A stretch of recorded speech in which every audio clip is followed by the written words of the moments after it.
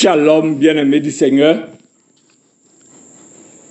Nous commençons un nouveau thème intitulé La bénédiction du chrétien. Pour planter le décor, nous allons commencer par voir la définition de quelques mots qui vont nous permettre de nous connecter à la pensée de Dieu pour nous, ses enfants, lorsqu'il a fini de nous créer. Le premier mot que nous allons voir, mais les définitions ne viennent pas de moi. Je suis allé prendre ces définitions-là dans un dictionnaire électronique. Donc, je vais juste rapporter ce que j'ai lu là-bas par rapport à ces mots-là. Donc, bénir, c'est consacrer à Dieu. Quand Dieu a fini de créer l'homme, pour continuer l'œuvre de la création, pour le séparer des autres êtres, pour le mettre à part, Dieu a prononcé de bonnes paroles pour que désormais l'homme ne soit plus comme les autres êtres, mais qu'il soit consacré, séparé des autres êtres et consacré à Dieu. Béni veut aussi dire appeler la protection divine sur l'homme. Béni aussi veut dire faire des prières pour attirer la grâce divine sur l'homme. Béni, c'est dire et vouloir du bien de l'homme.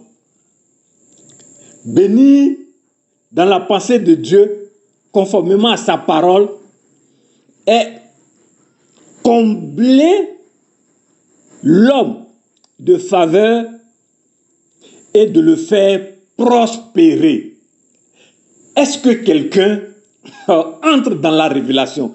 Est-ce que quelqu'un se connecte à la pensée de Dieu pour ce qu'il a disposé pour l'être qu'il a créé à son image selon sa ressemblance? Béni, c'est consacré à Dieu, appeler la protection divine sur l'homme, faire des prières pour attirer la grâce divine sur l'homme, c'est dire et vouloir du bien de l'homme, c'est combler l'homme de faveur et faire prospérer l'homme dans tout ce qu'il entreprend. Voici ce que le dictionnaire nous dit par rapport au mot béni. Le deuxième mot que nous allons aussi voir est fécond. Que nous dit le dictionnaire par rapport au mot fécond? Fécond qui produit beaucoup. Fécond qui donne du fruit. Fécond qui produit abondamment. Fécond, c'est être productif. Fécond, c'est être fructueux. Fécond, c'est être riche. Fécond, c'est être fertile. Fécond, c'est être abondant. Fécond, c'est être prolifique. Ah, Seigneur, est-ce que quelqu'un se connecte à la pensée de Dieu, bien-aimé? Fécond, c'est produire beaucoup. Fécond, c'est donner du fruit. Fécond, c'est fournir en abondance. Fécond, c'est être productif, c'est être fructueux, riche, fertile, abondant, prolifique. Troisième mot, multiplier. Multiplier, c'est augmenter le nombre. Multiplier, c'est augmenter la quantité. Multiplier, c'est répéter autant de fois. Multiplier, c'est reproduire.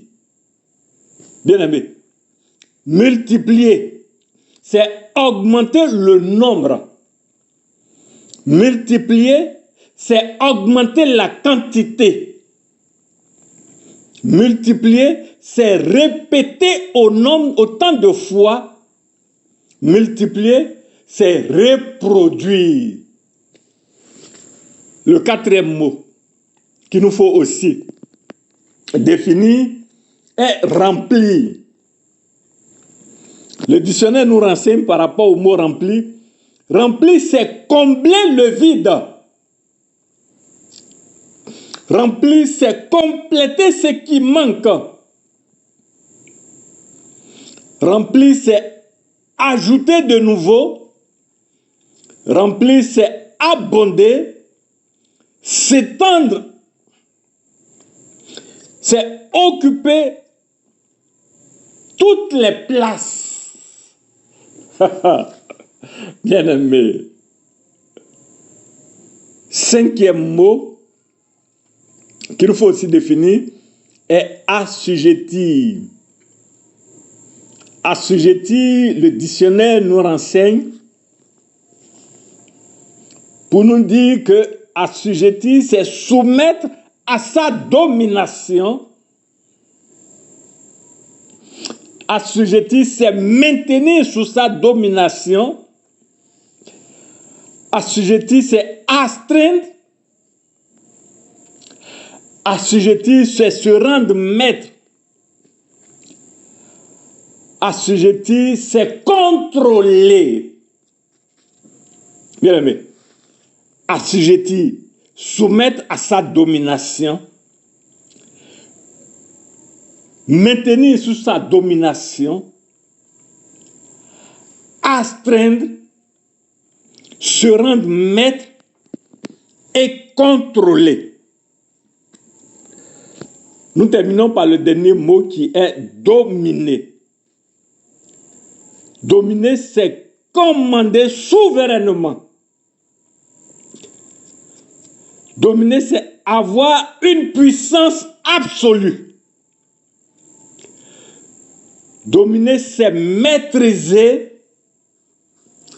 Dominer, c'est exercer son autorité.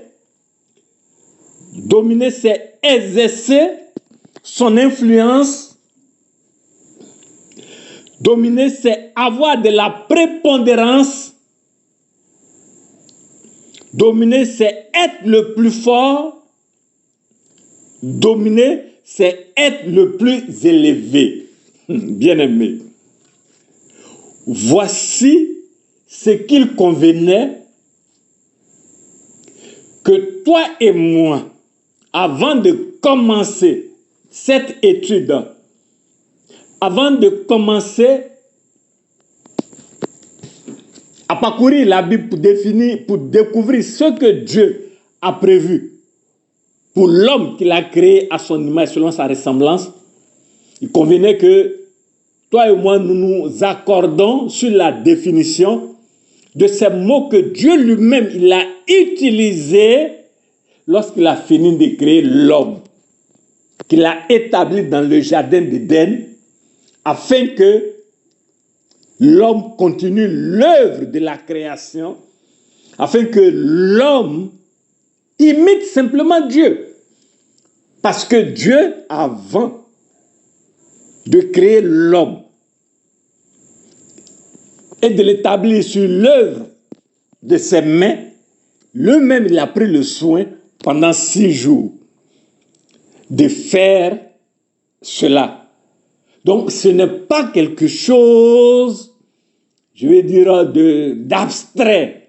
C'est concret, c'est réel, c'est palpable, c'est visible. Donc bien aimé, maintenant que le contexte est situé, nous allons évoluer dans la prochaine vidéo pour chercher à comprendre. Mais avec tout ce que toi et moi nous venons de découvrir par rapport aux définitions des mots que Dieu a, je vais dire, a soumis à sa créature, à l'homme, lui a laissé comme héritage, comment se fait-il que les chrétiens soient dans la défaite? C'est à cette préoccupation que nous allons essayer, à la lumière de la parole de Dieu, d'apporter quelques éléments de réponse. Donc, bien aimé, le décor est planté. Nous revenons demain pour la suite. Dieu te bénisse. Sa grâce soit sur toi. Shalom.